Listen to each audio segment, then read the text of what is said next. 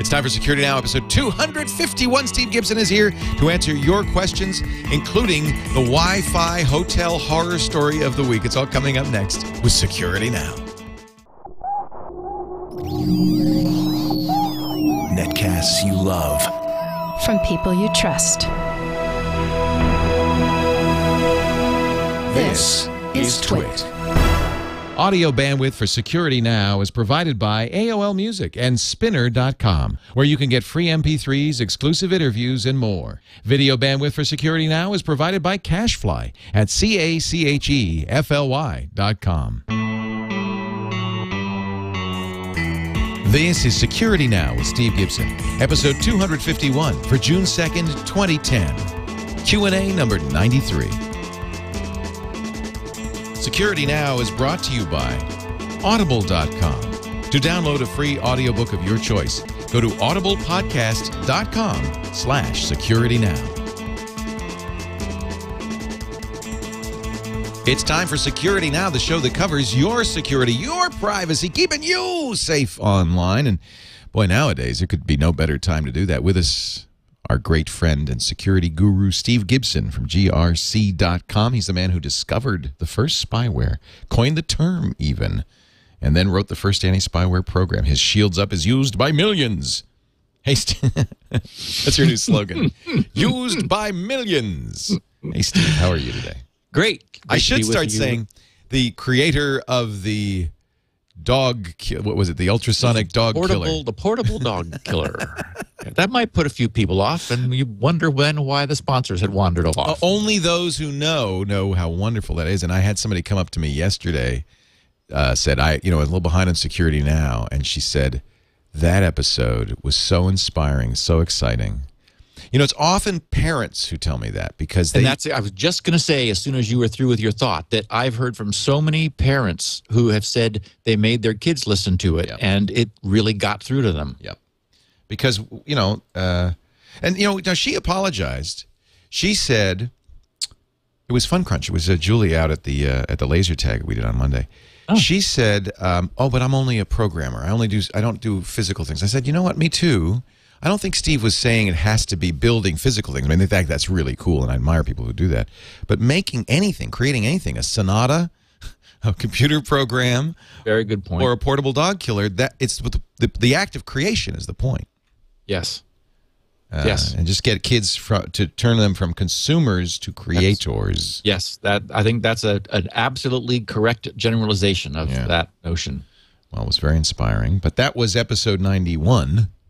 Or 90. We are now up to 90.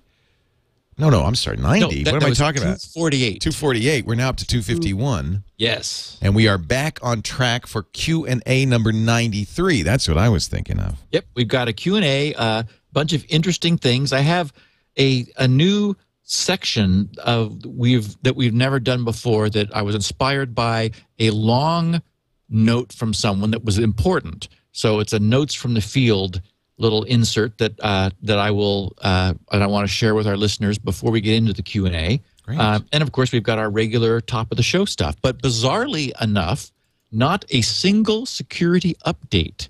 Not one. Okay. I don't know. Is the world secure? Have we secured everything? Are we ready? Are we done?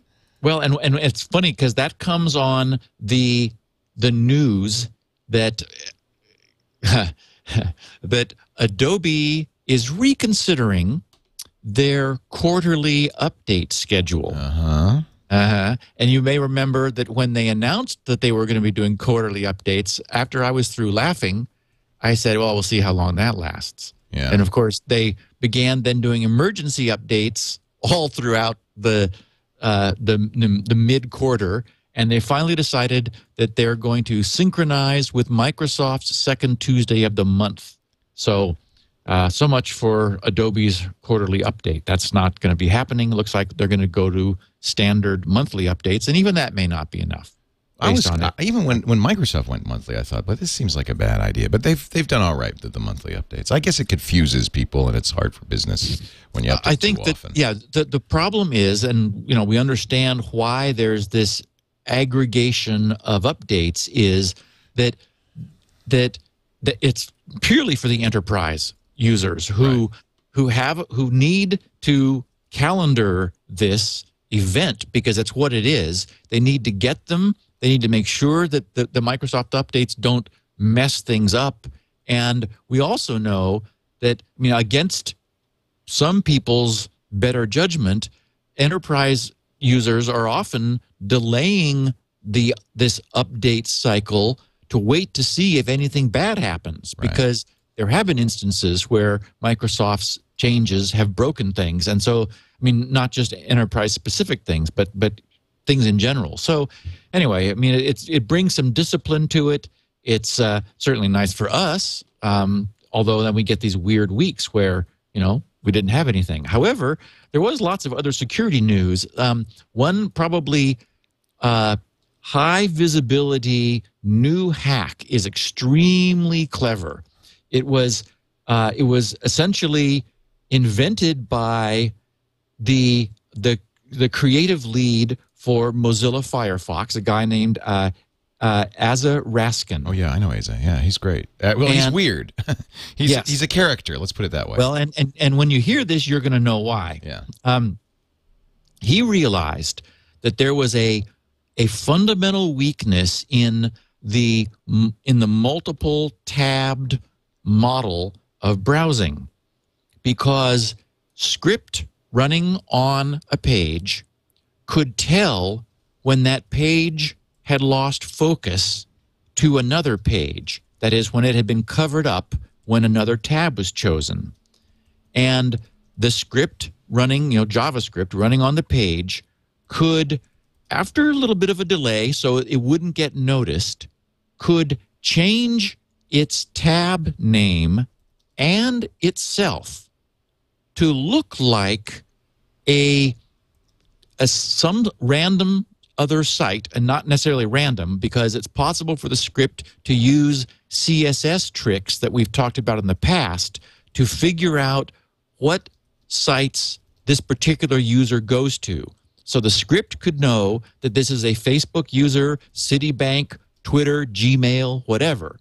And when the tab is not being displayed, change itself to the login page for that particular facility that the user uses.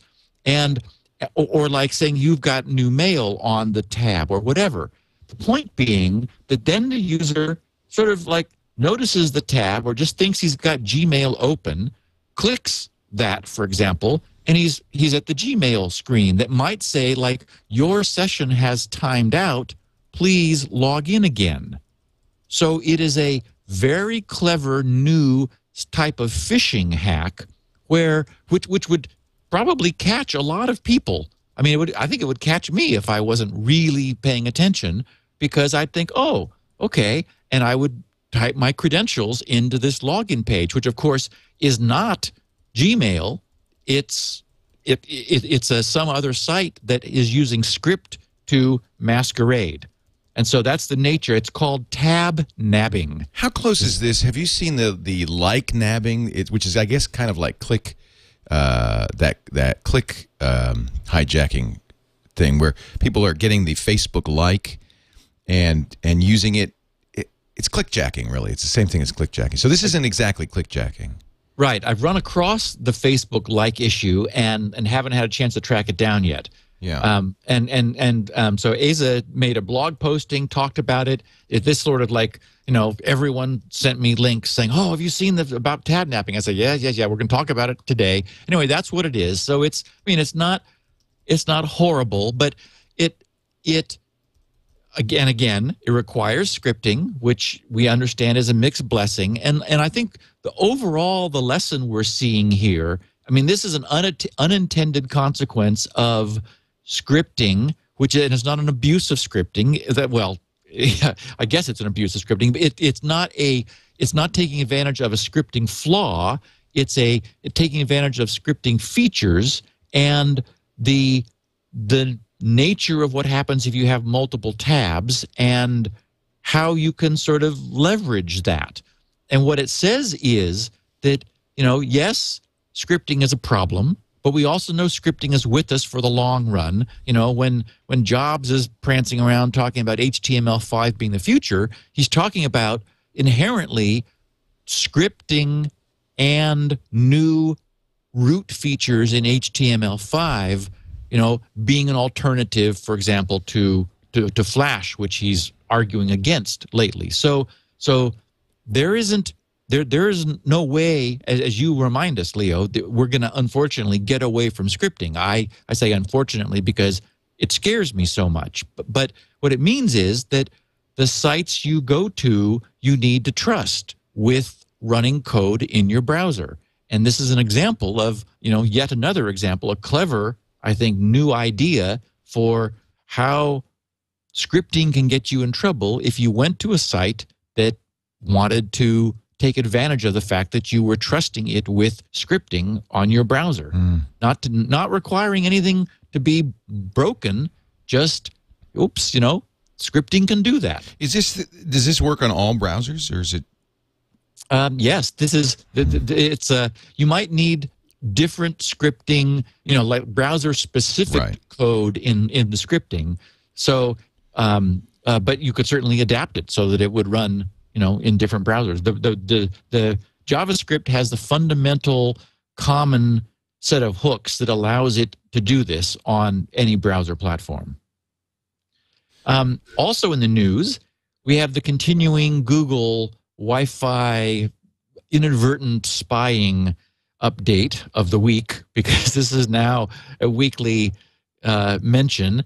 Now they've been class action sued by multiple ISPs, in addition to the two people we talked about last week who filed the first class action suit. Now there's a couple different ISPs that are suing on behalf of their own customers. And the US FTC, the Federal Trade Commission, has formally asked Google to freeze all data and documents pertaining to this to prevent their destruction for any of the 33 different countries where Google collected data over the last 3 years that it was doing this. Google had already destroyed data under the request from Denmark, Ireland, and Austria. So that data is gone, and presumably it will comply now with the FTC's request not to do any more destruction. I don't know what Google would do if a country explicitly asked it to destroy its own data. I imagine it would. Yeah. It seemed to me that would be the thing to do. Yeah, you got to adhere to the country's laws wherever you are. I think so. Yeah. And in a really interesting little bit of news, Symantec security guys discovered a massive stockpile of 44 million gaming login credentials. They've discovered a central repository. That's got to be everybody. I mean, how many are there? This is amazingly sophisticated. So it's a flat file database, 17 gig of data, 44 million login credentials, and there is a Trojan that goes along with this called login check. It's called trojan.login or login.ck.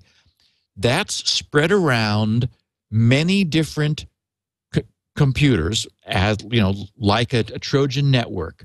And what it does is continually refine and filter and validate this 44 million login credential database. So these Trojans are scattered in a network across the internet. And this is how Symantec tracked this down. They're checking back in with a database, pulling out gaming login credentials from the database, and using those to log into gaming servers to verify the credentials' current validity, and also checking, for example, the level of the game that this person is at and what assets they've accumulated. All of this is then built back into the database. This is time-stamped in order to say this credential has been checked on this day, and these credentials are then sold for anywhere between $6 and, are you sitting down? Yeah. $28,000. What?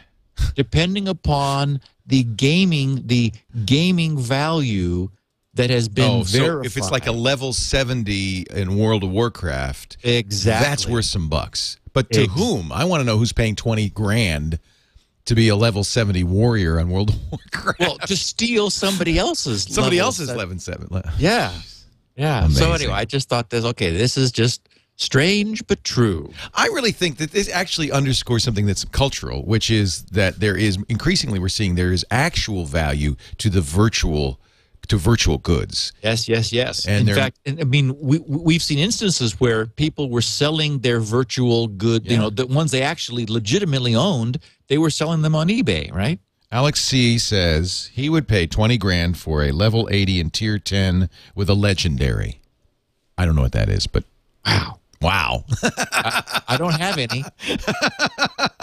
The truth is it probably does represent a huge amount of money, because to get to those levels requires grinding for hundreds of hours. So it's probably worth $5 an hour, really, because it's such a lot of work to get there.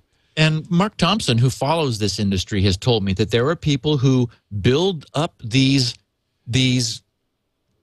entities, whatever you call them, and then sell them. Yep. And then start over. Yeah, it's gold farming, or it's yeah. Yeah, so they grow a persona in a gaming in virtual gaming environment, making it very valuable, and of course they acquire the skill to do that. Then they sell them to people who don't have the skill themselves, but they've got the money. Our friend Cory Doctorow has written a new novel about that, FTW. That's the whole premise of the sci-fi novel. It's a juvenile. It looks to be a great book. I can't say I've read it yet, but I can't wait to read it. So a little bit of news from me. I have 2 new blog postings. Man, you're going crazy. Over at steve.grc.com. Awesome, Steve. That's great. The first one is titled "The Obvious Genius of iPad," and then the subtitle is "Thank Goodness Apple Can't Patent What It Got Right." Because we're already seeing a slew of clones being announced running Android. 40 pads. Wow. Are being tracked by some companies that are in the works. I think that's very good news. I'm excited about it. And in fact, the reason I did the posting was I wanted to just get on the record my position, which is, I know that Paul, I've read everything that Paul has written, and I wanted to explain that it's the form factor what it is, what are the things that Apple got right. I think it was entertaining to watch all of the industry poo-pooing the notion of beforehand of Apple doing a tablet, because the industry felt that it knew better, that tablets had tried and failed, famously for years. And here Apple comes along, and I'm sure you saw the news, Leo, that they've sold 2 million within, in less than 2 months, essentially. So their original 28 days for the first million, they have continued that. That wasn't just a burst initially. And I have to say, as I've been out and about with mine, I'm an early adopter of technology. I carried my Kindle around for a couple of years. I've never seen anything like the lust that people have for this thing. And partly, Paul made the point that it was sort of a high-end luxury item, that people like to be seen with it or like to wave it around or show it off. For me, that's not it at all. I recognize maybe there are some people that were like that with the iPhone and initially. For me, it is absolutely functional. It is, it's the all-day battery life and the immediate on, turn it on, there it is, and it's connected. And for me, it's serving a function, and it's so functional that I'm just really pleased with it. In fact, and this is a little controversial, yesterday I split my personal Twitter account from. I had, of course, SGGRC. I created SGPad because I wanted the freedom of tweeting to my heart's content about pad stuff without bothering people who really didn't care to receive all of that. That's really smart. I think that's a really good idea. And it's been met with some resistance. People have said, wait a minute, that's not the way Twitter works. It is exactly the way Twitter works. Why isn't that the way Twitter works? Well, my logic was that from an economic standpoint, it's extremely low cost to follow somebody. Exactly. I mean, thus people follow thousands of people. My rule was always follow easily and unfollow even more easily. Right. Yep. And so my feeling was Twitter makes it so easy to follow that yet at the same time, if people are getting a bunch of stuff they don't want, then they're being forced to always filter it. Right. So, or unfollow you. Or unfollow. Which is kind of a broad brush if they like some of your stuff. Right. And so my feeling was I'm willing to accept the responsibility of creating some channels and allowing people to choose which channels they want to follow. And since Twitter is an aggregator, essentially, it's so easy to follow somebody. If they want all of my stuff, they just follow my channels. And I'll divide them up. And rather than requiring that they filter from a single channel. So I have had some people who thought it was a great idea and said, hey, that's sort of more like the newsgroup model, which I guess is the way I've been thinking about it. So no, I think you're exactly right. We have a Twit channel, a Twit Live channel. I have a personal channel, and I think it makes sense. In fact, I think it's because people can follow all of your channels. It's easy. It's trivial. And then it all comes into one place for them, and they don't even have to pay attention to which of my channels it's coming in on. I think I think you grokked it. I think you have the exact right idea. In fact, I think you've done something that a lot of veteran Twitter users haven't quite understood. There's a whole variety of content in any given feed, some of which you may like and may not like, and that's the real problem with Twitter is there's really no good way to filter. It's interesting because some of the more advanced third-party clients now include the ability to filter. So I could say I don't want to see any. Where it comes up is conventions. E3 is coming up, and you'll see in Twitter, you'll start to see a slew of E3 related gaming news from all of the people you follow. If you could say and everything except if it says E3, I don't want to see it. Nice. Exactly. So you're doing that by hand, basically. Well, I'm glad. And I have to say that my favorite critique showed up shortly after I announced that I was splitting my feed from a guy named Chad in Baton Rouge. He sent back, quote, "I split my accounts for posts that start with or without prepositions." He's joking, of course. Of course, he was joking. Yeah. Anyway, I got a kick out of that. So now you have SGGRC for your full feed. For Pad, not iPad, but Pad specific stuff, SG Pad. Yes, and that's an important distinction I wanted to also make is that I'm bullish about the Pad form factor.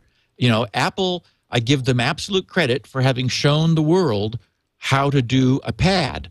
Unfortunately for Apple, fortunately for the rest of us, there isn't anything that they've done that everybody else can't do. Or maybe there is.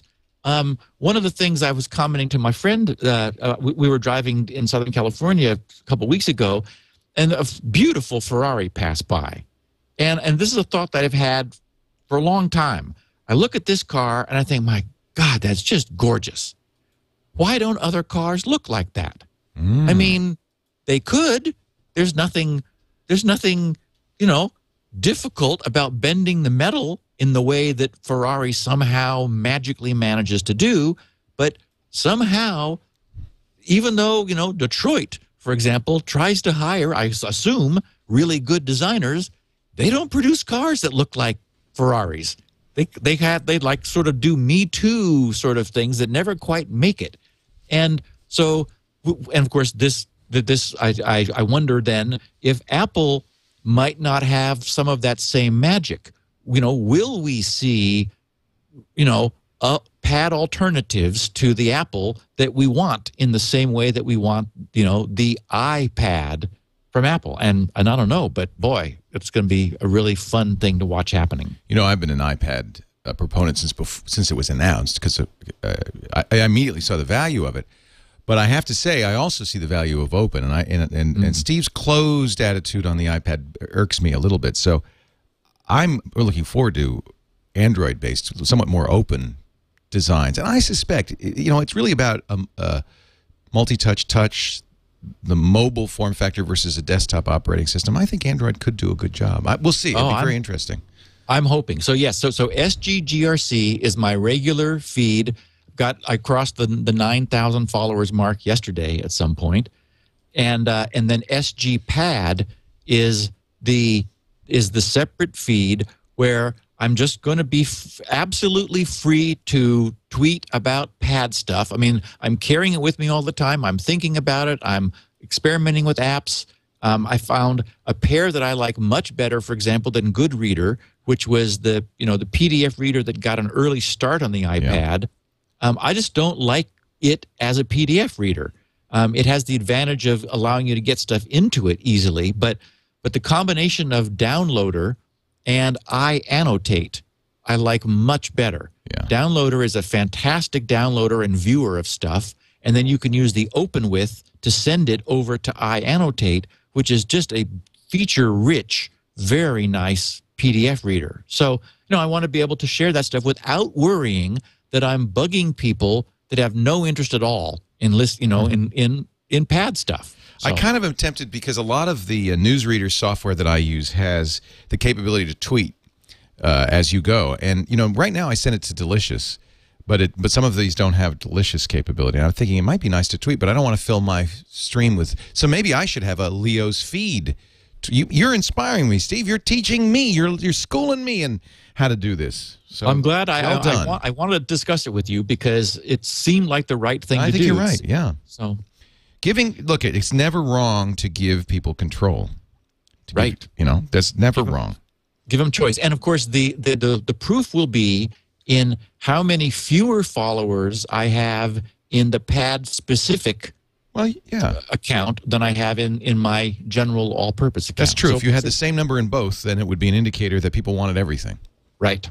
And everybody wanted everything, but we know that's not true. We offer, this is a good example, we offer a Leo feed that is just the shows I'm on, as well as individual feeds. So this is on Leo, Radio Leo, as well as, and we don't publicize it, but there's also a Twit Everything feed that people could get everything. But my feeling is it's very similar.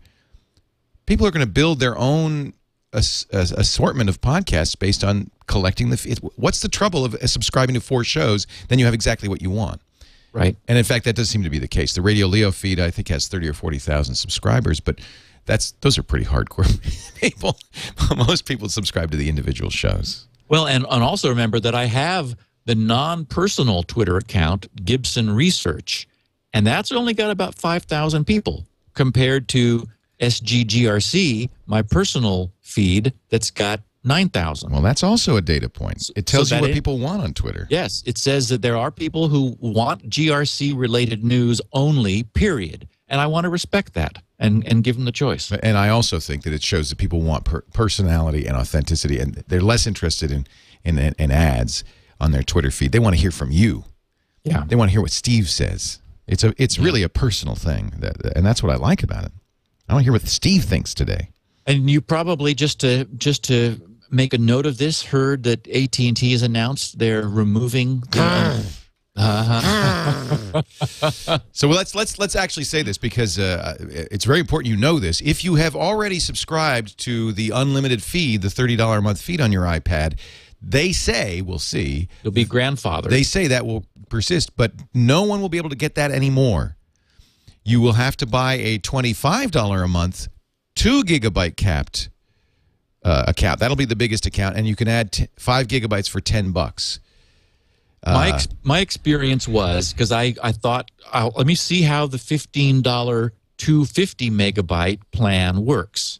Well, I got my first warning notice after 4 days. Yeah, my father-in-law, who is 80, got his in a week. 250 is not a lot. And I wasn't downloading video or movies or any big stuff at all. No. The problem is that in our world, everything has gotten big. Yep. I mean, the first hard drive on my PC, my XT, was 10 megabytes. So 25 times that I used in 4 days, really not doing much, just sort of poking around. And I thought, well, okay, that experiment told me something. So I immediately switched to the unlimited for $30. So I guess the only thing we can do to help our listeners is to say, hey, if for somehow you're surviving on a $15 plan and or like, you know, not surviving on it, you may want to jump to the $30 plan to get yourself grandfathered in before that's gone forever. I think it's too late. I think it started like at midnight. I think, and I'm hoping, Papo, I hope you subscribed to the $30 plan yesterday, because I don't think you can get it today. I don't know. Though, it starts Monday. Okay, they're telling me in the chat room it doesn't start till Monday. So now is now. Yay. Now Yay. Get it. And if you're hearing this on Monday, I'm sorry. You have till June 7th. I do wonder if maybe 2 gig, they're saying that only 2% of users are using more than 2 gig a month. Yeah, the 2% are all the people who own iPads, iPhones. I don't know. I think 2 gig is not much. In fact, if you use our TwitPad application, watch our shows, any big media stuff, then you're going to have to stop. I mean, this is why I'm pissed. AT&T basically, this was a complete. Well, it's a blind side. This was a what do they call it? A loss leader. This was a tease. This was a lie, is what it was. Yeah, and it didn't last very long for us to be told $30 unlimited. It was like, woohoo! I'm thinking that there's something going on behind the scenes. I think AT&T offered this special deal to keep Apple away from Verizon. Well, and have you heard that Verizon apparently has CDMA iPads they're testing? I saw that. You know, rumors, we don't know. But I tell you, there was something yesterday that happened that may be more than a rumor. Steve Jobs was speaking at Walt Mossberger and Kara Swisher's D8 conference, and they asked him, when's Verizon coming? And he visibly bit his lip. Like he wanted to say something, but he didn't. And I think I wouldn't be surprised if Monday, which happens to coincide with the day this is changing, Steve comes up on stage and announces Verizon iPhones or Verizon iPads or at the Worldwide Developers Conference. Yes. Yep. But now that's no one knows, and those are all rumors. But at this point, it seems to me that the relationship between AT&T and Apple is if this didn't shatter it, I don't know what will. And it's time, Apple. Yeah, he can't have been happy with this. I mean, where you keep hearing stories that people in San Francisco, New York can't use their phones. Can't wait to get rid of AT&T. Yeah, amen. And you just imagine what a Verizon iPad would be, or a Verizon iPhone would be. Well, Verizon's my network. I mean, I left Singular because of the poor performance. Then AT&T bought Singular, and I was, and I moved my number, yanked my number away from Singular over to Verizon. I almost said it. Anyway, yeah, it's a great number. I didn't want to. Don't say it out loud.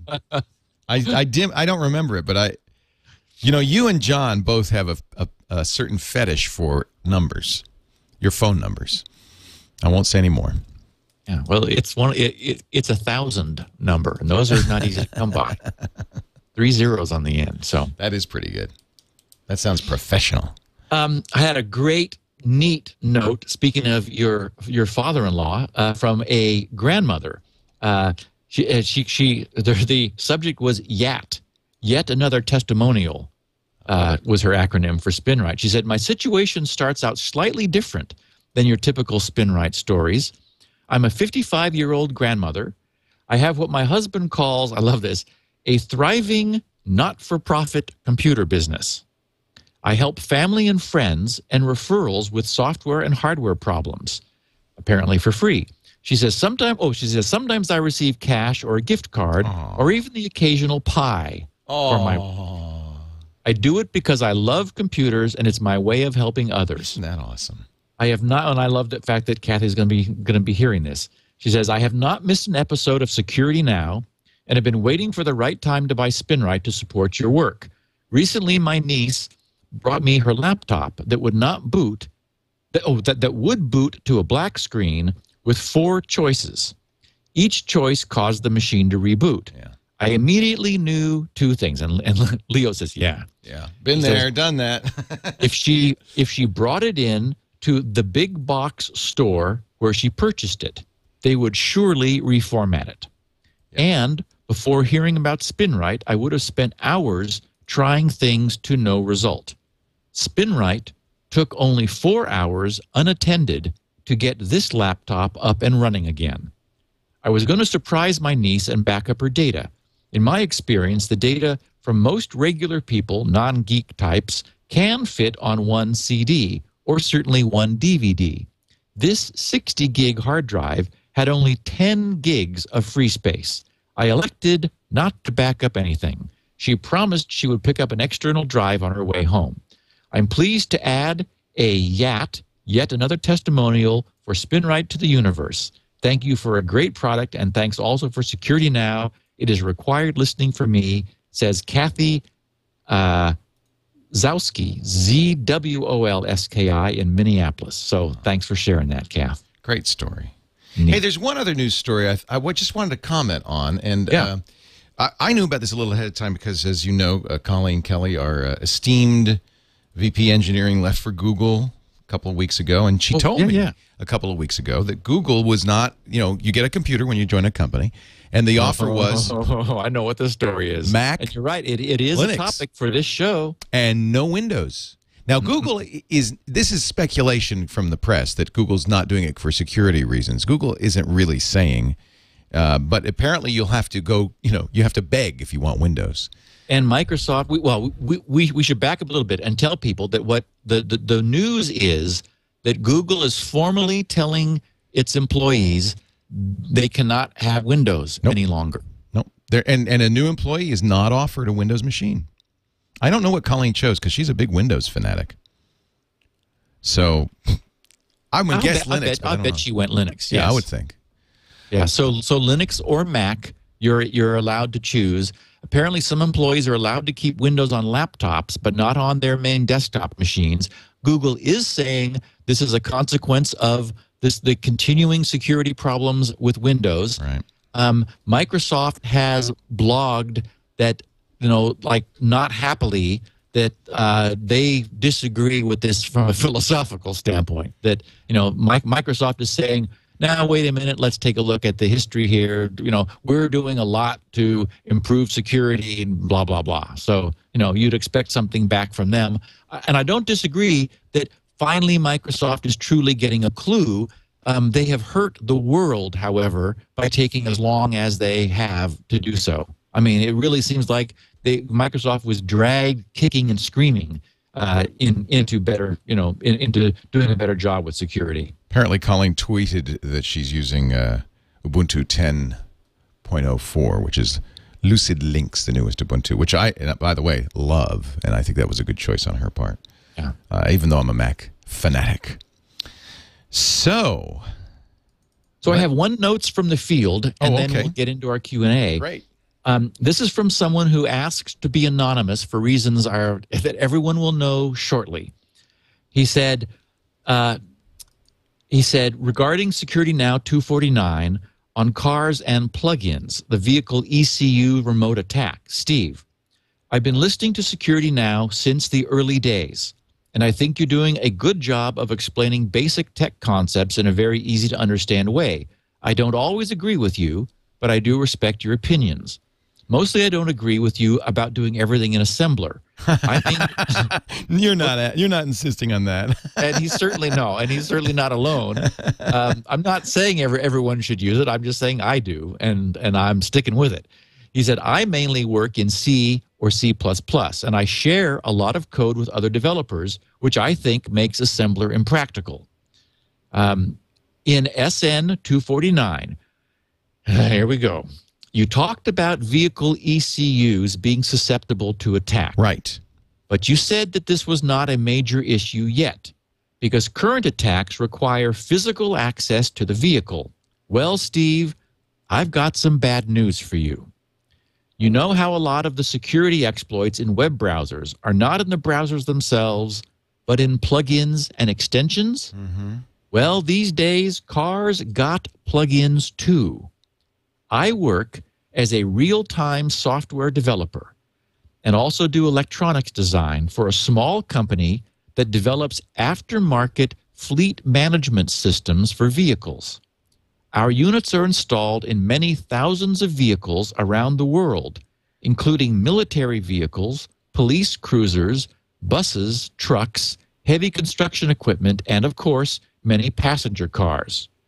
These units are GPS equipped and are using GPRS, the cellular packet radio system, to send data in real time back to the server. This data includes the vehicle location, mechanical data such as engine condition, speed, RPM, current, gear, etc., and physical data such as hard braking events and even hard turns and accelerations. We have an onboard accelerometer for that.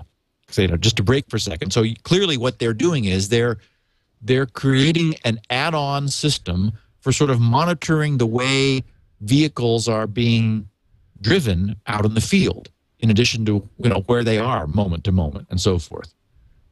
So he says, until about a year ago, our units were designed as passive monitors that were just listening to the communication channel between the vehicle ECUs on CAN bus, C-A-N bus, or J1708 lines. We then interpreted the data and extracted information like the RPM, speed, and engine temperature. Recently, in order to support a wider range of parameters in vehicles, here it comes, we developed units that are able to transmit on the communication buses and request parameters that are not transmitted periodically by default.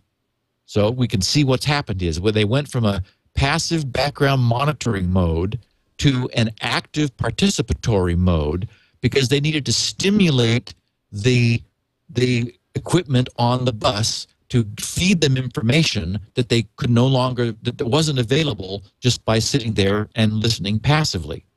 So he continues, this allows us to support the OBD-Roman numeral 2 standard, whatever that is, so clearly some open vehicle thing, which is a request-based protocol that is implemented in all cars that were made after 2001. We also use it to request extra parameters on J1939 data buses on heavy vehicles. While we were developing this system, we had a few incidents where wrong data was sent to the vehicle, and we did encounter some interesting results, ranging from nothing at all to a vehicle engine shutting down and refusing to start, and the dashboard lighting up like a Christmas tree. We now have quite a significant install base of these kinds of units, and we did have one instance where an employee sent the wrong configuration to a number of units in the field, causing a few trucks to refuse to start. That was fortunately solved by sending the correct configuration to the affected units. Now, we do try to build our units robustly, but security was never a concern for management and was always treated as a non-issue, and thus was not allocated any developmental resources. The unit's communication with the server is not encrypted and probably cannot be strongly encrypted because of the very low-end $5 to $10 CPUs that are used in these units. These CPUs were selected for both low power consumption and low cost consideration. We know GSM is practically broken, making eavesdropping on the communication channel possible. The communication protocol would probably take a while for an attacker to reverse engineer, but should be possible. And I should know, as I've been reverse engineering communication protocols between engine ECUs for quite some time, and I've gotten quite good at it. An attacker, given resources, it doesn't have to be the NSA by any means, could probably remotely disable vehicles equipped with our system or any similar one, or even cause the system to transmit arbitrary data of his choice onto the vehicle data bus. Thus, I'm pretty sure that the same commands that were sent during the research you mentioned, such as the command to disable the brakes, can be sent remotely by an attacker who took control of a unit such as the one our company makes. Now, that would make what used to be a local exploit into a fully practical remote exploit. I'm not sure what can be done about this at this point, as our company, and probably most of our competitors, try to get more features into the market as fast as possible without much concern or even any understanding of the security implications. For the automotive industry today, security isn't even an afterthought, it's never thought. The people that are making the decisions usually don't have the knowledge to assess the security implications and are also reluctant to listen to the ones who do, labeling them as alarmists or paranoid. I do try to bring up those issues from time to time, but I'm not going to risk my job over it. Yeah. As you have foretold, I'm pretty sure that these issues will surface in a few years and make headlines. Only when that occurs will both vehicle manufacturers and aftermarket equipment companies be forced to address the issues. But I'm afraid it would take a few years and a lot of bad press to see any change. Now, Steve, feel free to contact me if you want any more information, but if you decide to discuss this on the show or on your website, I would appreciate if you would leave my name and any details that could identify me out of it, as it would not take much to trace this information back to me. This is a very small industry, and as I said, I do like my job. Name withheld by request. Wow. Yep. That's an interesting story. Wow. And does it surprise any listener of this podcast that this is the nature? I mean, anyone who's been paying attention for the 5 years we've been doing this and following along, I mean, you would guess all of this if you hadn't just heard it from someone who actually knows. Yeah. I mean, unfortunately, this is the nature of security, and it's the nature of the way our systems are still being developed even today. We need to learn the hard way, unfortunately. Every time I get in the car now, I look at my OBD2 port just to make sure there's nothing on it. Oh, dear. That's scary. Steve, we've got some great questions for you, and we got about an hour left in the show, so we're going to get through them as quick as we can. Great. Some wonderful stuff, as always. Before we do that, though, I do want to mention our good friends at Audible.com who make this show possible. Audible is a great bookstore, an online bookstore of audio books. 75,000 titles. They play on 500 different devices, including all the Apple devices. I have just downloaded and installed the beta of the Android. I'm very excited about that. Getting very good reviews. It's still in beta, but that means it's soon to be available. The Zune, the Kindle. If you go to audible.com, you can click on the device center link right at the top there, and it will tell you, all the different devices that this will play on from all the different manufacturers. You can then listen to incredible literature, great books, lectures, radio shows, even newspapers and magazines read out loud to you so that you can read those times when you just can't hold a book. And I was saying yesterday, this has really brought back literature for me. It's really brought back, I'm busy. I don't have time I wish I did, to sit down and read. And when I do finally get in bed and try to open a book, it's like, I'm out. So now when I go to the gym, when I drive carpool, when I commute, if I commuted, which I don't anymore, I listen to Audible books, and I get an hour reading done a day. Let me tell you, an hour a day, you're going to read a couple of books a month. Now, I'm going to get you that first book free, and I've got a recommendation since I know many of you listen to science fiction. I'm a big fan of Philip K. Dick. And I think one of his some of his stuff is pretty inaccessible and difficult. Of course, he is the science fiction author who wrote the Do Androids Dream of Electric Sheep, which was the inspiration for Blade Runner. He wrote the Minority Report, inspiration for Minority Report, many other classic movies, because this guy has brilliant ideas. But sometimes his writing, partly because it comes from the 50s or the 60s, but partly because he was so out there, can be a little challenging. This is, I think, his most accessible and a wonderful book. The Man in the High Castle raises all sorts of interesting issues. What if the U.S. had lost World War II? In this book, the Germans have the east side of the country, the Japanese have the west, and it takes place in San Francisco. Slavery is illegal. It's 1962. Slavery is legal, I should say. It's a very interesting Hugo Award-winning novel, and you can get this absolutely free. And I think science fiction is a good way to dip into Audible.com if you like the genre, because it's so engaging. You start listening, and you are sucked in. You are sucked in. But let me tell you, if you start browsing the science fiction collection, you'll see there is a huge amount of not only Philip K. Dick, but Ursula K. Le Guin, and by the way, brand new, the Isaac Asimov Foundation trilogy. I can go on and on and on. It is a wonderful way to recover those great stories from your youth. Listen to them again, or if you've never listened to them, listen to them for the first time. Audible.com. And go to audiblepodcast.com/security now to get your first book free. You'll sign up for the gold account. That's a book a month. First one's free. You can cancel it anytime, but that book will always be yours to keep.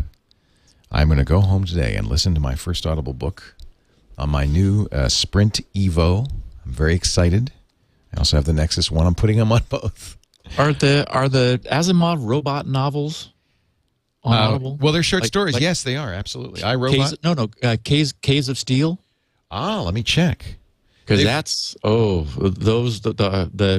the let me check. Robot novels are spectacular. I think Caves of Steel is the first of several. See, you got me. There's quite a bit of Asimov. They've been recording all of this like crazy. There are 27 Asimov novels on here. So I would be willing to bet Caves of Steel is on here, but let me just check. I don't know. That's a great question. Browse away to your heart's content. Pebble in the Sky, Like Stars Like Dust, I, Robot, The Naked Sun, The Robots of Dawn. Yes, Caves of Steel, unabridged. 7 hours, 43 minutes. If our listeners want a recommendation for an Asimov, a fantastic Asimov mystery, he does these. He just did a series with R. Daniel was the robot's name, who paired up with a human detective, and just spectacular novel. I am adding it to my wish list. This is another great thing about Audible. You find a good book. You just add it to your list, and then you're going to have that to listen to the next time. audiblepodcast.com/security now. We thank them for their support of the Security Now show. All right, Steve, are you ready? Q&A time. Let's go. Let me open up my questions and start with numero uno. Where is it? Where did I put it? Dan in Sioux Falls, South Dakota. He's asking about HTTPS instead of HTTP.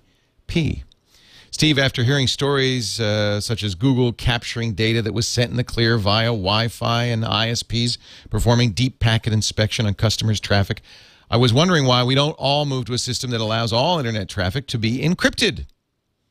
Couldn't HTTP be deprecated in favor of HTTPS?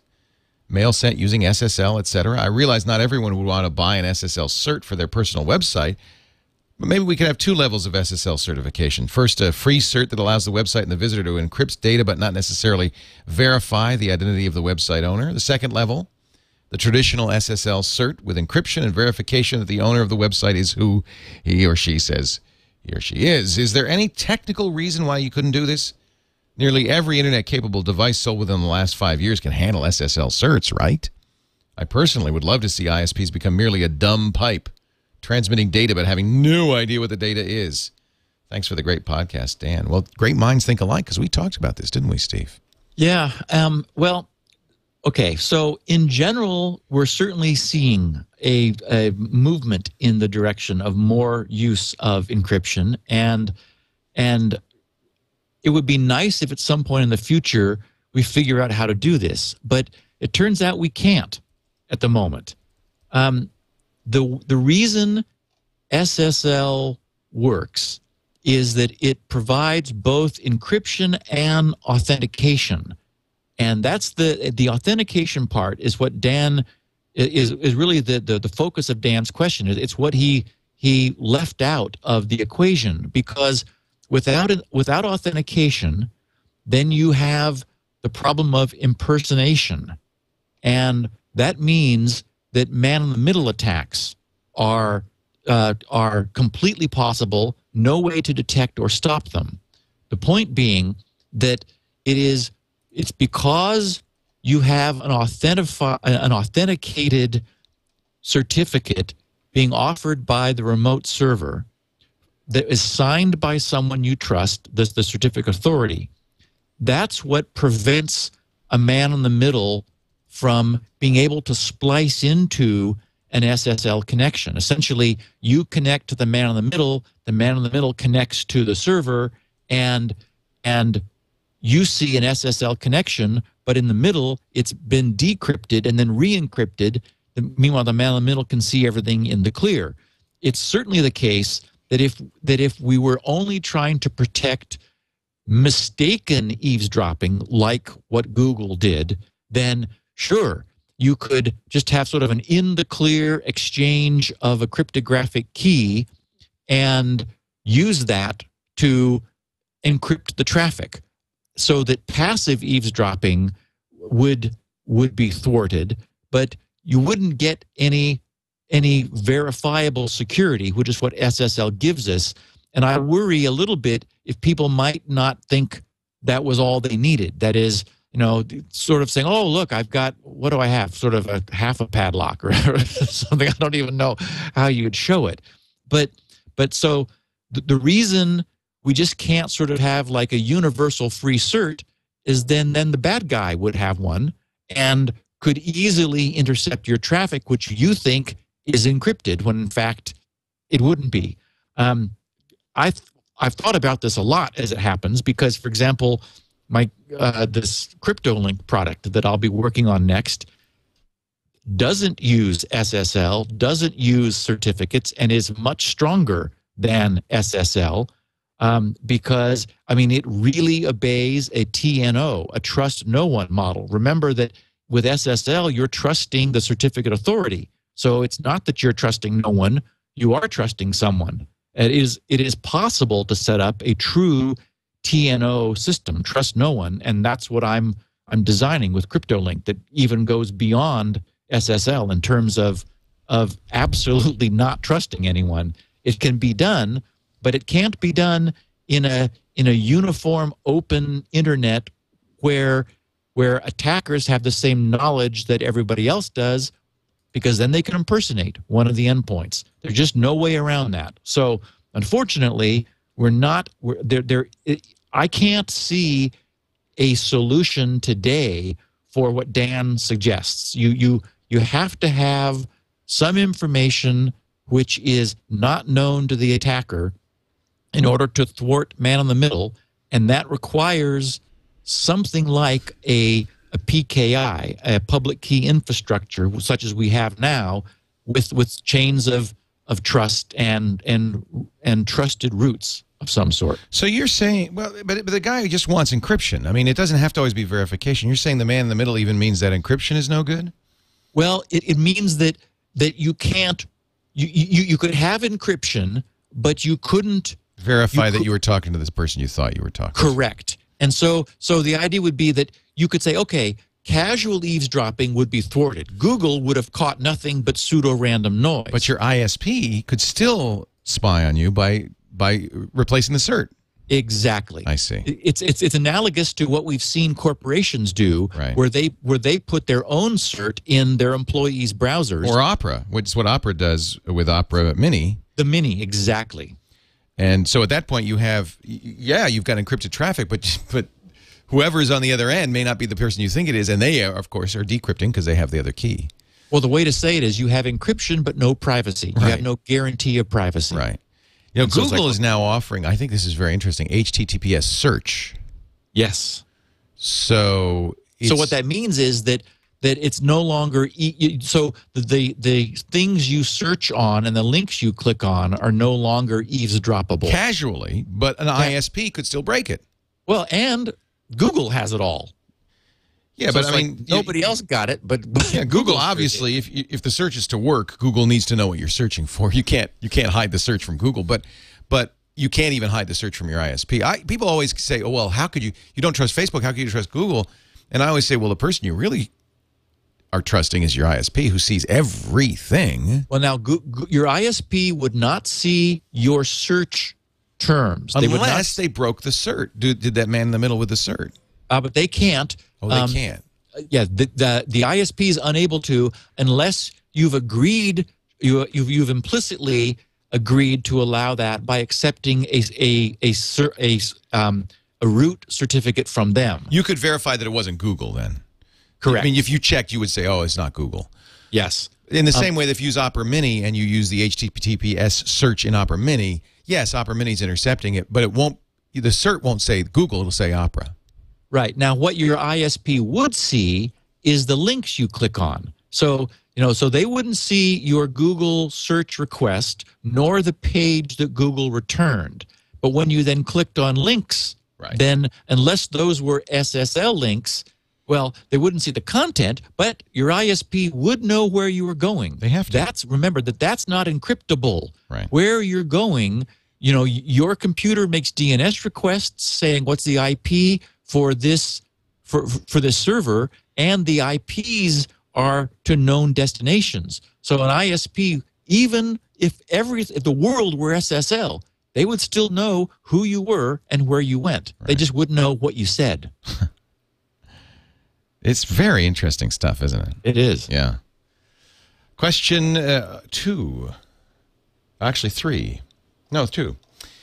Gary Robinson now this is a good one, Makerafelt, Ireland. Makerafelt, Ireland. Asks a question. What happens after arbitrary code execution? Hey, Stephen Leo. Thanks for the great show in Security Now, especially the Ground Up Computer Principles series. I've been listening for just over a year now, and I finally caught up on all 250-plus episodes. Leo's right. I'd much rather listen to podcasts during my hour-and-a-half daily drive than the same boring thing on radio. It's true. That's our plan, anyway, our evil plan. I have a question about what happens after a bad guy has found a vulnerability in an application and gets that arbitrary code to run. Based on your descriptions of this subject, bad guy uses some buffer overflow or some other vulnerability to get the arbitrary code into memory, causes the program counter to jump to that arbitrary code instead of returning to the previous function, or however else they've corrupted the program counter. When the bad guy's arbitrary code finishes, does the application crash? Is the bad guy smart enough to populate the arbitrary code with the correct return address so the application continues as normal? If the app will always crash after arbitrary code execution, isn't that a good indicator for us to know something bad may have just happened? I know it could be hard to tell this application crash apart from the other standard, common application crashes, but might be one way you could kind of be aware that something may have gone wrong. We should run some diagnostic tool or virus checker before going to that banking site. I would be delighted to know what you think on this. Please keep up the good work on Security Now. Gary. I thought it was a great question because we've absolutely not even once discussed that. We've talked about the mechanics of it, but not what happens afterwards. Yeah, exactly. And the answer is we don't know. Well, couldn't they just push the return code on the stack? Precisely. I love the fact that in his question he was talking about the program counter and setting it to something.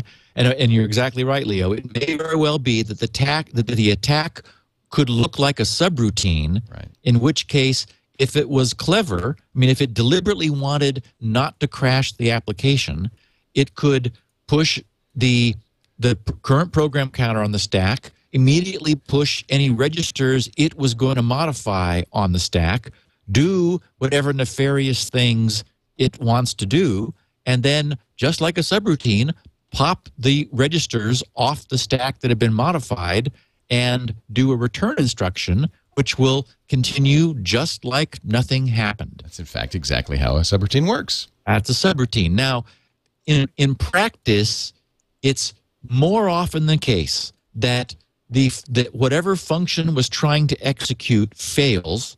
That may be the whole app crashing, as Gary suggests, or it may be that, edit copy doesn't work. That's a bad example because edit copy often doesn't work for other reasons. But, it might be that what you tried to do fails, and you kind of think, oh, well, I wonder why that was. Maybe, it's not feeling good today. We'll never know. You will never know. So there isn't a definitive answer because three things could happen. Nothing at all. The application runs. Meanwhile, something bad happened in the background and you never noticed. Or part of the application no longer works, but the rest of the application manages to continue limping along and sort of, doesn't need to be restarted. Or the application completely just crashes. It disappears from the screen. It locks up. Something bad happens. And again, I got a kick out of him saying, but, that happens all the time anyway, so would we really know? Yeah.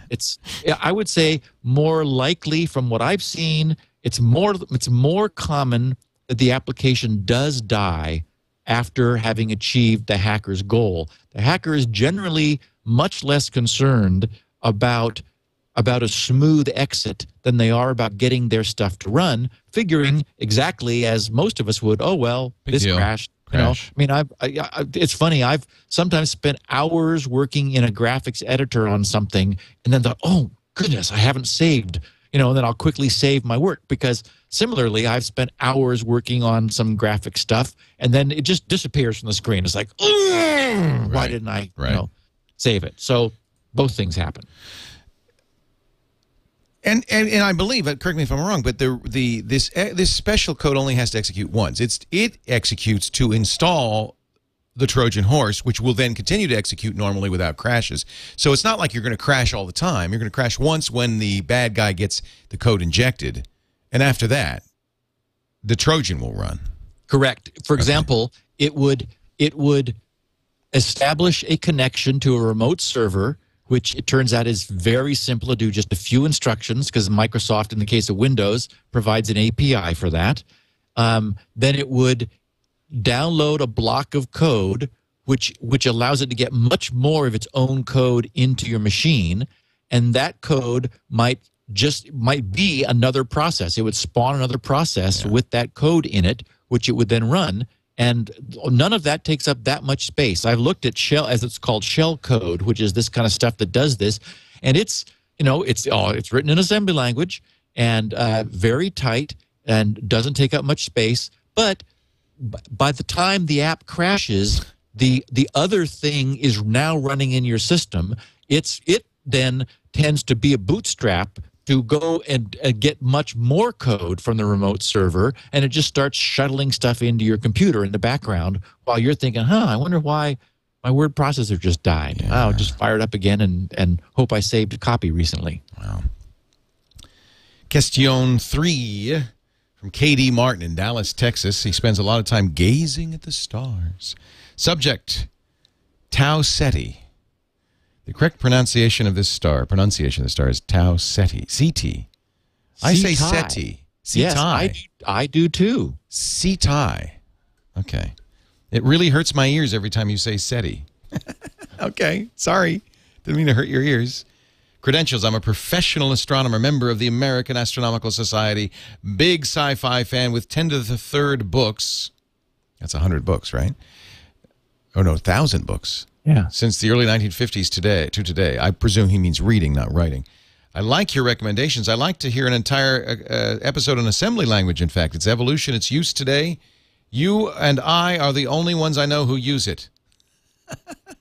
I sure enjoy your podcast. I heard every episode ever made. You and Leo do a great job. Tau Ceti. It's going to be so difficult for me, but I wanted to let our listeners know I have always pronounced it Tau Ceti. Why did that come up? Did we mention everyone Tau Ceti?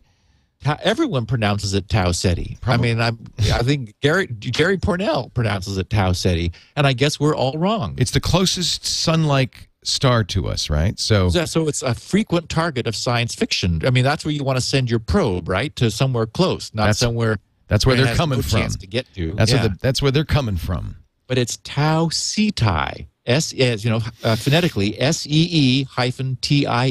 Ceti. So Thai. Just remember, when you see Thai food, you will love it. Or you will eat it. How interesting. Yeah. As it must have been somebody's name or something. I will look it up. I will Wikipedia it. Thank you, Katie, for correcting us. We always want to say things correctly. I'm listening to a book, a book from Audible right now, and there's 4 mispronounced words. That's all in the book, but it bugs the hell out of me. I don't like to, I listened to a reading of one of my favorite all-time books, George Gilder's Microcosm, which really explains everything that's happening in the technosphere right now. And the guy who reads it does a great job, except he says, instead of kludge, he says kludge. Ooh, yep. And there's a lot of kludging in this book. A lot of kludgery. So I completely understand, Katie, if you know the right pronunciation, and we keep saying it wrong with some authority, that's annoying. Tau Ceti, of course. Tau Ceti. I was there for lunch. All right. Thank you, Katie. Lance Reichert in Backwater, New York, wonders about building the internet. When you address building the net, there's one, which you're going to do in our next fundamentals. Next big series. There's one aspect of routing. By the way, for our Australian and English users, we're talking about routing, that I hope you'll cover. See, they say routers and we say routers. Whoa. How routers choose the path. This is where pronunciation can really bite you. I have a master's in comp sci, and I had to study many aspects of the net, but I never, even though I have a master's, understood the following concept. Suppose I am a router on the net, and I've just received a packet not addressed to any of my hosts. If the destination of that packet is far enough away that it's not in my routing table, or routing table, how do I decide which of my neighbor routers to pass it to, or routers? Okay, we're going to standardize on the pronunciation of this. Am I driving you crazy? Let's say routers. I think, oh, please. They'll just think we're quaint Americans mispronouncing it. He's in Backwater, New York. He probably says routers. I think it's routers, yeah. I love the question. We will absolutely cover it. And I will tease our listeners by saying that there's something known as longest prefix match, which is the way routers determine where to send the packet when they're not sure. It's the way of getting, it's sort of like closest match or best match, longest prefix match. And we'll be covering it in detail in the future. It's such a great topic. I really look forward to this. I just love it. It's like all the other topics in this series where really smart people put their heads to a really thorny problem and came up with an elegant. And Leo, it's funny you just hit it. I was going to say that, and I'll probably say it again. Unfortunately, our listeners are going to get a little annoyed with me just being gaga goo goo over the phenomenal design of what was originally created. Yes, it's not perfect, or that should be no, it's not perfect. Anyway, it's not perfect. It's got problems. I mean, we know denial of service attacks and spoofing and all this other stuff. But look at what this thing has done. Look at how it's grown. Look how it's survived. Nothing that we have has scaled the way the internet has from its original design. I mean, it is phenomenal.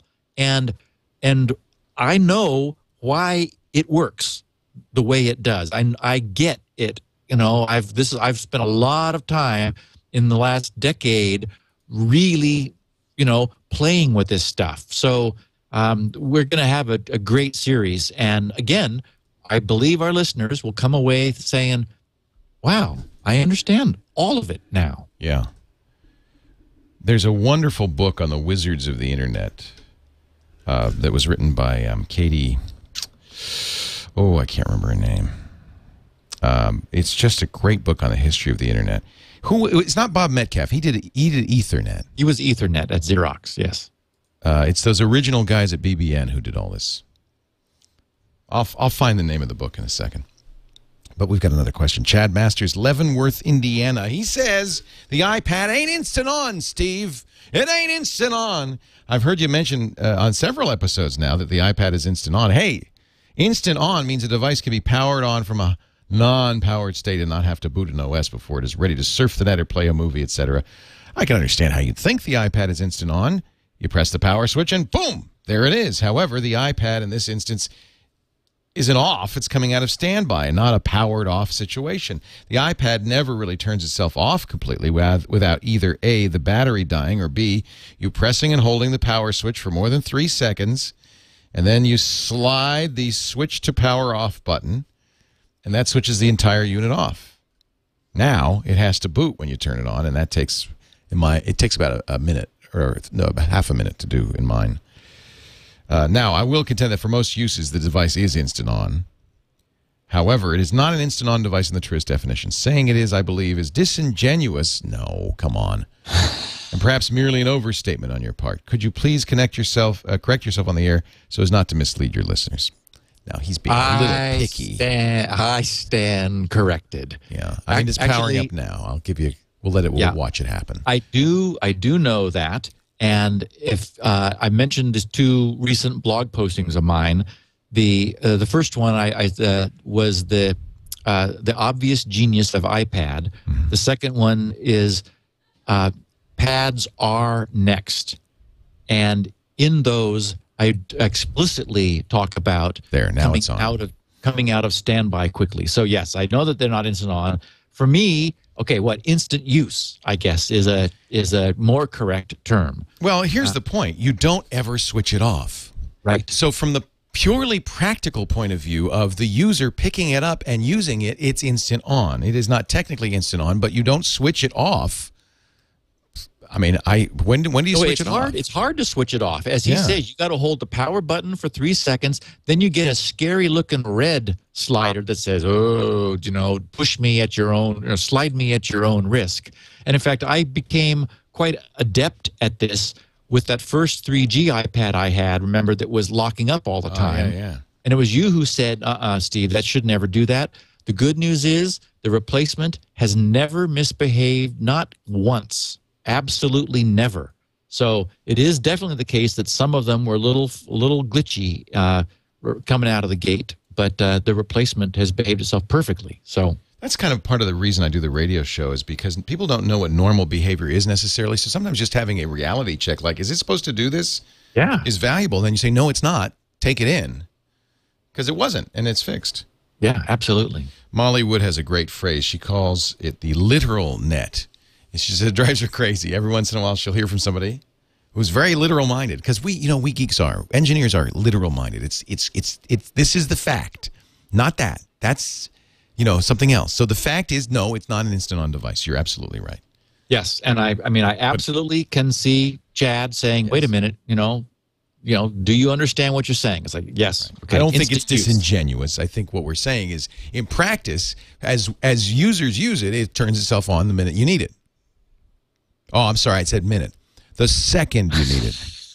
and for what it's worth, it does take like a minute to come out of to do a full cold boot. Right. You sit there looking at the little silver apple for, it feels like about 60 seconds to me. It takes a while to get going, and which is fine, because I never do that. You never do it. Right. By the way, it's Katie Hafner, and the book is called Where Wizards Stay Up Late, The Origins of the Internet. Highly recommended. It is still in print and available on Amazon. If you want to prepare for next week's lecture on the beginnings of the Internet, it starts with Licklider and goes on from there, and it's really fantastic. Where Wizards Stay Up Late. I loved it. Moving along to our next question. Ray Sipos, or Sipos, in Irvine, California, wonders about emptying trash from an encrypted folder. Steve, I'm a Mac user, and I've listened to your show since the beginning, and I've learned much. Thank you for doing it. I purchased Spinrite several months ago, though as of yet I have not had any need for it. I like that. Proactive purchasing. Consider my purchase a sign of support for the work you and Leo do. I hope a Mac version will one day be made available. Don't hold your breath. Next question. If one uses TrueCrypt or Mac's disk utility encryption application to make a container for holding files, what happens to the files when you throw them out? In other words, do I need to do a secure delete of those files? Oh, this is a good question. It's a great question. Are they already encrypted by being held in the encrypted folder, and a normal delete will suffice as they're already unreadable? I've never been able to find information on deleting files from an encrypted container, and I'd like to know. Thanks much. By the way, if I'm ever in the UC Irvine area, Starbucks, I shall buy you a cup. Cheers, Ray. That's great. Now, it's a great question, and it's a tricky question. If you delete a file from an encrypted container which does not have a trash can, that is, where you've configured that drive for non-undelete, then it's a safe, secure undelete. And I would recommend that is how people would set up their system. That is, the problem is if you have a container which is not a drive, but for example looks like an encrypted folder, and you delete a file from that, then it's moved into an undelete, or into a deleted location, so that, which is called the trash can, which you can optionally empty. But in the act of it being pulled out of the encrypted folder, it is decrypted. So, for example, if you moved it to your desktop, then deleted it, well, the bits are unencrypted while they're on the desktop, so they're marked as that chunk of the disk is marked as available, but it's been unencrypted prior to those bits being marked as available. If you delete them in place, then they're not getting unencrypted before being deleted. So it's a great question, and it really does require that you be careful. So the bottom line is, use an encryption system like TrueCrypt does that creates a drive, and in Windows at least, you're able to specify which drives have undelete capability. You would want to disable undelete on your TrueCrypt drives so that when you delete something from there, it deletes it in place rather than now. Okay, also in Windows, normally you've got a trash can per drive. So in Windows, you could the trash can would be encrypted also, so it's safer. I just don't know what the status is on the Mac. Have you looked at it closely, Leo? Like, is there one trash can, or is a trash can per drive on the Mac? The Mac works just like Windows does, was it? Where I believe, now I haven't looked at it in the last version of OS X, but I believe there's a hidden trash file in each directory, just like Windows does. And the Mac has a secure delete, so you might as well just use it. Right. But and secure delete, is it writing over the file? It has a multiple write secure delete. And Windows you can empty directly, right? There's a shift delete is instant, but I don't think Mac has an instant delete. Oh yes, right, a non-recoverable delete, and then you would either want to use that or just configure your TrueCrypt drives not to be undeletable, in which case it would mark that space in the TrueCrypt drive as available, leaving it encrypted, and you'd have a safe, secure delete. Right, but there is on the Mac a secure delete, so I would just use that. Yep. That's a great question. Boy, I'd never even thought of that, because you're unencrypting as soon as you're removing it from the encrypted folder. So yes, and so if it goes anywhere else, now it's clear text. Exactly. Yeah. I don't think I'm trying to think if Shift Delete is an instant delete on the Mac. I don't think it is. I think it's only Windows and Linux. Question 7, but we will have to test and return with our answer later. Ben Rexworthy in Bedford, UK asks for Spinrite licensing clarification. Steve, I've been an avid listener to your podcast for many years now. I've often heard testimonials of Spinrite from listeners saying how they've saved the day. I've used Save the Day with relatives and friends, just like our emailer earlier today using Spinrite. However, when I looked on your licensing option, it clearly states a single license is for individual end users on one or more of their personally owned machines. Sounds like you're endorsing the use of the product outside of the personal licensing guidelines you have written, my friend. Oops. The literal net is back. I'm not going to use it for commercial use, and I don't really want to buy 4 copies of the software for friends needs help. I do understand the need to protect your intellectual property, and I wouldn't want to break any copyright laws. This is why I'm writing to ask, he says. I think there will be others who are also concerned they may be breaking your licensing agreement, and I think it would be good for you to clarify, possibly allowing for 2 distinct categories, maybe commercial and non-commercial, in addition to commercial and non-commercial use. Anyhow, many thanks for the wonderful work you do in educating the public. I've used you as a reference many times. Kind regards, Ben. See, Steve, you're a nice guy. Well, that's the problem. I think I'm a practical guy. And one of the things that's always irked me is when you buy a disk utility and it says you can use it on one drive. It's like, oh, come on. Right. Who's going to buy one of these for every drive they own? And so I immediately, we never had that policy. I said, okay, look, if a person buys it, they can use it on everything they own. If a corporation buys it, I ask them to buy 4 copies, and then they can use it on all the computers the corporation owns, the so-called site license. For individuals, though, I mean, yes, I would just ask you to use your best judgment. I mean, we're basing this on trust anyway, because Spinrite has no activation nonsense or copy protection or installation lock or any of that. I hate all that stuff. I always wonder, Leo, like when I use a program where I have to activate it, what happens when that company goes out of business? Right. Well, and it's happened. Yes. It's happened, or activation servers are down. Suddenly you got something you can't use. That pisses the hell out of me. Yeah. Especially for a product like Spinrite, where it's an emergency recovery tool. So anyway, there's none of that. And so I trust my users rather than not trust them. And I would say if someone you care about is in trouble, fix their problem. Right. You use Spinrite to fix their problem with my blessing. And if they're destitute and can't buy their own copy, fine. Then I didn't lose a sale anyway, and the world is a better place because Spinrite was able to help them. Maybe they'll refer someone to Spinrite who can buy a copy. So I think that's really sensible. I'm sure a lawyer listening would say, "Oh, he'd be rolling over in his grave. You're ruining the whole purpose of the license." Bing. But anyway, I think that's the sensible. That's like you have what's called a reasonable human being licensing point of view. It's just not done in the industry. And so for our listeners who have been neat enough to buy Spinrite, I thank them all the time. It does make it possible for me to dream about getting going on CryptoLink, which I intend to do, and continue supporting Spinrite. So.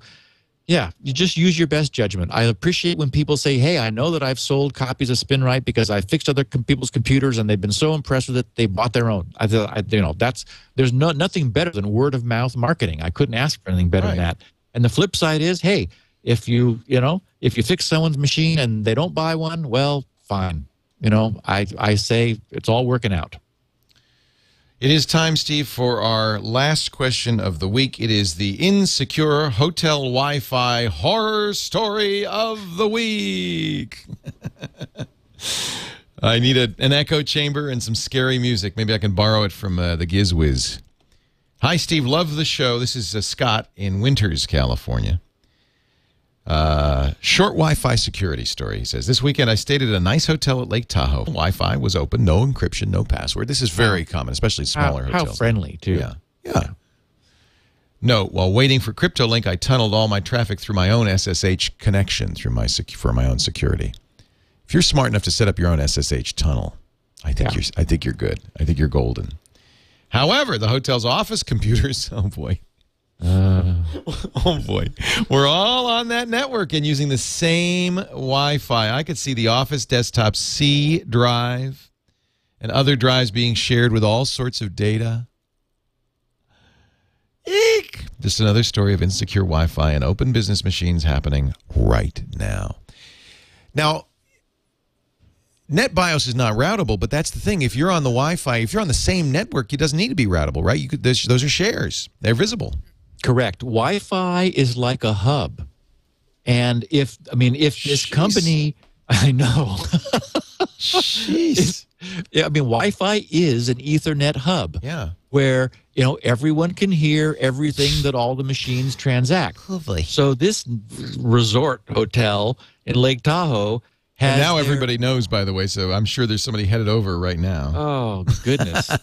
I hope and we know that no one who works there in management listens to this podcast. So there's no way they would have their administrative machines using Wi-Fi. I mean, my goodness, wire those machines down to the Wi-Fi hub instead of having them themselves be out on the network. It's just horrifying to think that, there's the C drive of the machine. Let's give them some advice. What if they got a wired router now and used that and attached the Wi-Fi router for the guests? Would that be sufficient?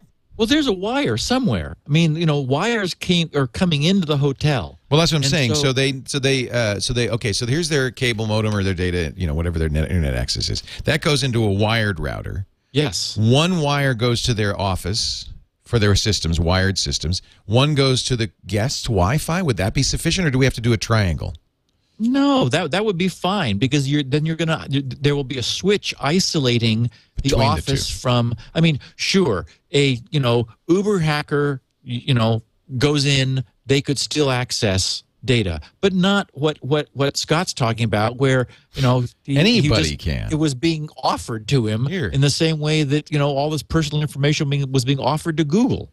Well, and see, I don't, you could say, oh, well, that's the hotel's problem. But the problem is probably in those records is every bit of personal information and credit card information about all the guests who are currently and have ever stayed there. So it's also me that they're revealing information about. Yeah. Yeah, because it's more than just revealing their business. It's revealing potentially their customers. Yeah, it's all their credit card information. Yeah, I'm checking it out right now. That's not okay. Of course, it's kind of revealed anyway. But Steve, some great questions. Of course, as always, great answers. People can find this show online. You can download it. In fact, if you go to twit.tv/SN, this is kind of our standard for all of our shows. We have a list there of all the RSS feeds because there's at least 3 now. There's a audio version, there's a large video, and a small video version, and you can subscribe to those, and it will work on almost any device that can subscribe to podcast feeds. Steve goes us one better. You can go to grc.com/security now, and he has not only the 64 kilobit version, but he's got a really squoze down 16 kilobit version for those of you who are bandwidth impaired, or you're on an iPad and you're trying to keep under the 250 meg limit. A couple of podcasts have put you over that. So grc.com/security now. He also has transcriptions, which is really nice to have the written version of this. And they're human transcribed by a real human with a brain, Elaine. So, they're actually good transcripts. He also has all the show notes and every show going back 251 episodes. And I have to give a shout out to this new daily news podcast of yours, Leo, for our listeners of Security Now. I was talking to you about it before we began recording, so it bears repeating. It's fantastic. Thank you. It's Tom Merritt. He calls it Tech News Today. Thank you, because it's coming up this afternoon and every afternoon, 5:30 Eastern, 2:30 Pacific, Monday through Friday. That's 21:30 UTC. Tuesday, Wednesday, Thursday, Tom's co-host will be the great Becky Worley, who was my first producer at Tech TV for Screensavers and Call for Help and is ABC's tech reporter and Good Morning America, and she's just great. So Tom and Becky every weekday, as Sarah Lane will join them.